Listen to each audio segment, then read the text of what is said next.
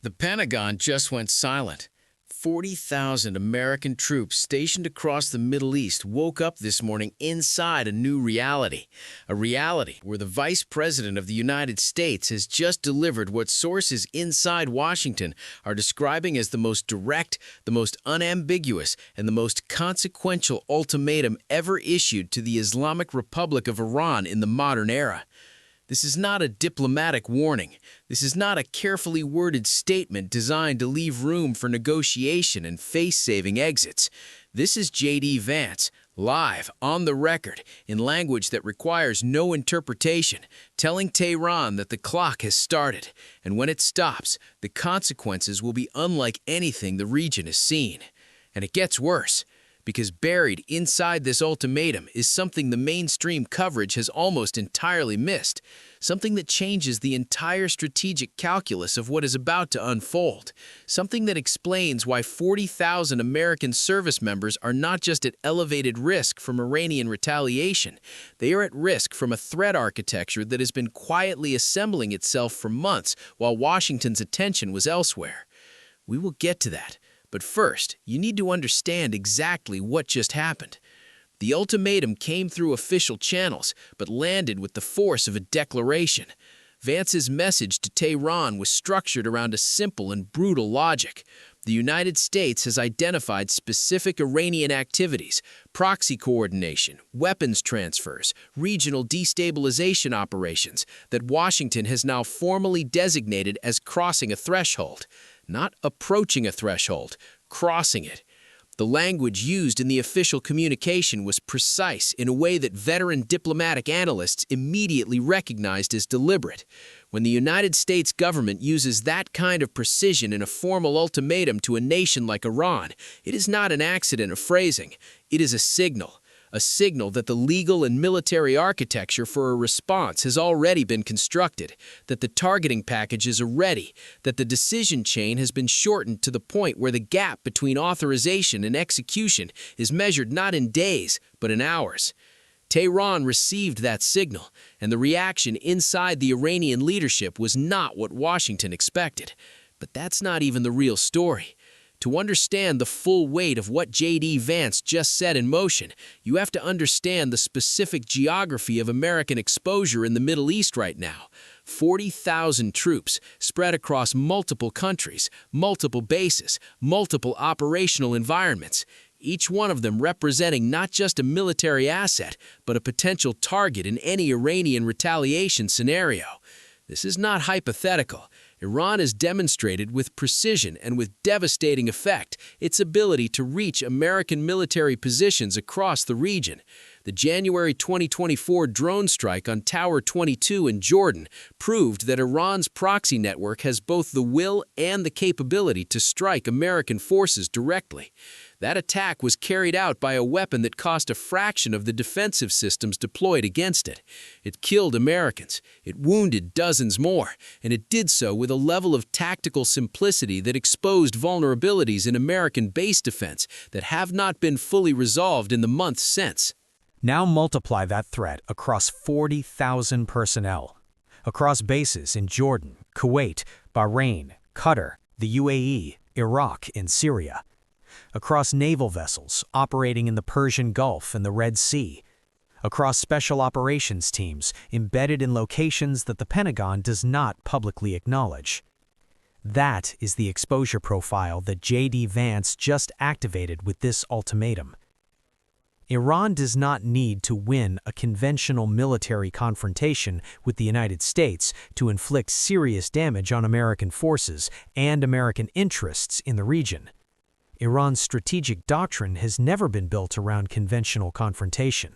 It has been built around asymmetric persistence, the ability to impose costs continuously, unpredictably, and across multiple domains simultaneously in ways that exhaust an opponent's willingness to sustain the conflict. The weapon systems at Iran's disposal for this kind of campaign are extensive and battle-tested. Ballistic missiles with ranges that cover every American base in the region, cruise missiles that fly low enough to challenge radar detection, attack drones capable of being launched simultaneously from multiple directions to saturate air defense systems.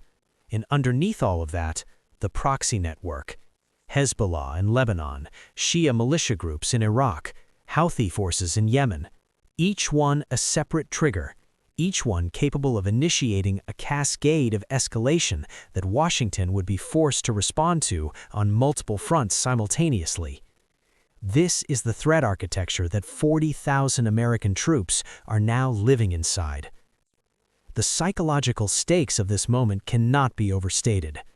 Inside the Pentagon, the atmosphere among senior military planners is one of controlled urgency, the kind that career officers recognize as the precursor to decisions that will define careers, reshape doctrine, and write chapters in military history.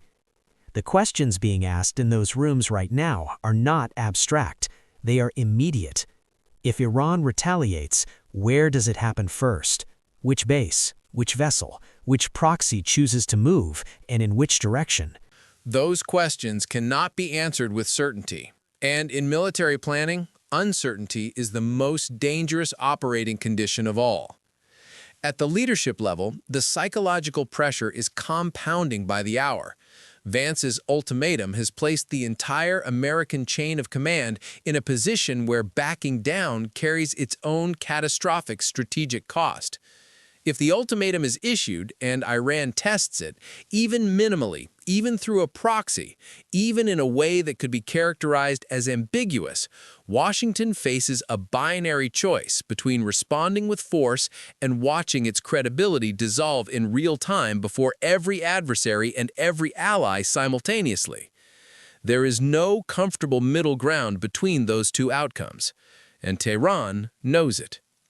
Here is the first open loop that every intelligence analyst in the region is currently tracking with maximum intensity. In the 72 hours following the delivery of Vance's ultimatum, Iranian military communications underwent a significant pattern change. The volume of encrypted traffic between Tehran and its proxy commanders in Iraq, Syria, and Yemen spiked sharply. Then, and this is the part that has American signals intelligence analysts working around the clock, it went quiet. Not reduced, not decreased, quiet. In intelligence analysis, that kind of sudden communication silence from a sophisticated state actor is not interpreted as inactivity. It is interpreted as the opposite. It means the communications have moved to channels that are either too secure to intercept or too low-tech to detect electronically. It means operational instructions have already been delivered. It means the decisions have been made and the orders have been issued, and the proxies are now operating on pre-positioned instructions that don't require real-time command coordination. It means something is already in motion. The question is, what and where and when? The second open loop is arguably more alarming than the first. American intelligence has been tracking a significant movement of Iranian surface-to-surface missile systems over the past 3 weeks, not the fixed installations that American satellites have mapped and monitored for years, the mobile launchers, the ones that can be repositioned overnight, concealed under civilian infrastructure, and activated with minimal warning time. Multiple mobile launcher convoys have been observed, relocating from their standard positions to new locations that have not yet been fully mapped. When Iran moves its mobile missile assets into concealed positions, it is not a defensive measure. Iran's mobile missile doctrine is offensive in its architecture. You don't hide your missiles to protect them, you hide them to use them from positions your adversary hasn't targeted yet. The American targeting packages that were prepared in advance of Vance's ultimatum were built around known Iranian military infrastructure, fixed bases, known launch sites, established command facilities. The movement of mobile assets into unknown positions introduces a variable that those targeting packages did not fully account for. That variable has a name in military planning. It is called target uncertainty. And target uncertainty in a strike scenario against a nation with Iran's missile inventory means that even a successful American first strike might not neutralize the retaliatory capability it was designed to eliminate. Iran may have already ensured its own ability to strike back, regardless of what Washington does next. Now, for the climactic reveal that changes everything about how you read this crisis. The ultimatum Vance delivered was not, as it has been widely reported, primarily about Iran's nuclear program. That framing, the one that has dominated international media coverage since the story broke, is accurate, but incomplete in a way that fundamentally misrepresents what Washington is actually demanding. The nuclear dimension is present. The demand that Iran halt specific enrichment activities is real. But the deeper demand, the one buried in the diplomatic language that requires careful reading to extract, is about the proxy network. Specifically, it is about Iran's continued direction and resourcing of proxy forces in Iraq, Syria, and Yemen in ways that directly threaten American military personnel. Washington is not just demanding nuclear compliance. Washington is demanding that Iran dismantle, or at minimum, fundamentally restructure the regional military architecture that Tehran has spent 40 years and hundreds of billions of dollars constructing. That is not a demand. That is an existential challenge to the Iranian state's entire strategic identity. The Iranian regime's legitimacy, both domestically and in its self-conception as a regional power, is built in significant part on the narrative of resistance, on the idea that Iran has successfully built a strategic deterrent against American and Israeli power through the patient construction of a network of allied forces and proxy capabilities that extend Iran's reach across the region.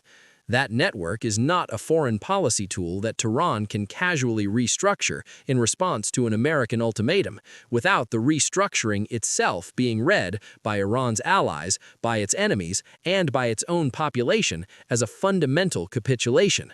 Iran cannot accept the full scope of what Vance is demanding without ceasing to be the Iran that its own leadership has spent decades building. That is the strategic impossibility at the heart of this crisis, and it is what makes the next 72 hours so extraordinarily dangerous. The international community is watching with a level of alarm that official statements are doing almost nothing to conceal. European foreign ministers have been in emergency consultations.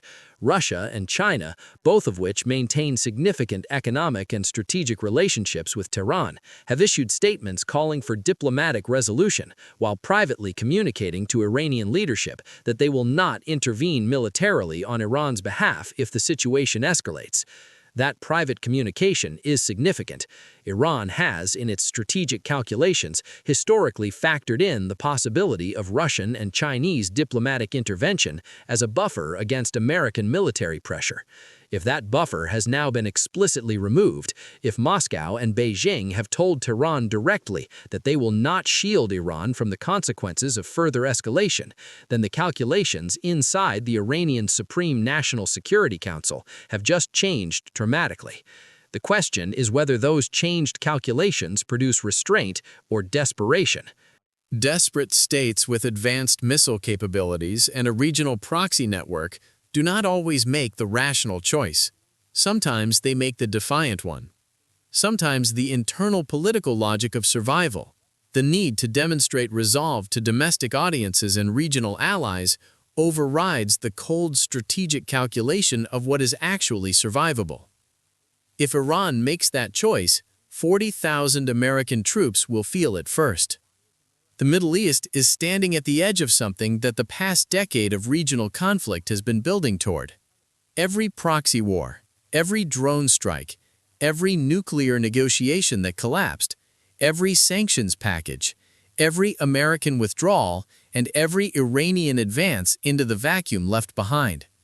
All of it has been accumulating pressure in a system that is now operating at or near its breaking point. J.D. Vance just applied more pressure. The system is groaning under the weight of it. What happens next will not be determined in press conferences or diplomatic cables. It will be determined in the decisions being made right now in rooms that the public cannot see, by leaders operating under pressures that official statements cannot fully convey, with weapon systems positioned for contingencies that nobody is publicly acknowledging. 40,000 Americans are waiting. The world is watching. And the clock that J.D. Vance started is still running. If you want real breakdowns of global power shifts as they happen, not headlines, not spin, but the actual strategic analysis, subscribe. Because this story is nowhere near its end.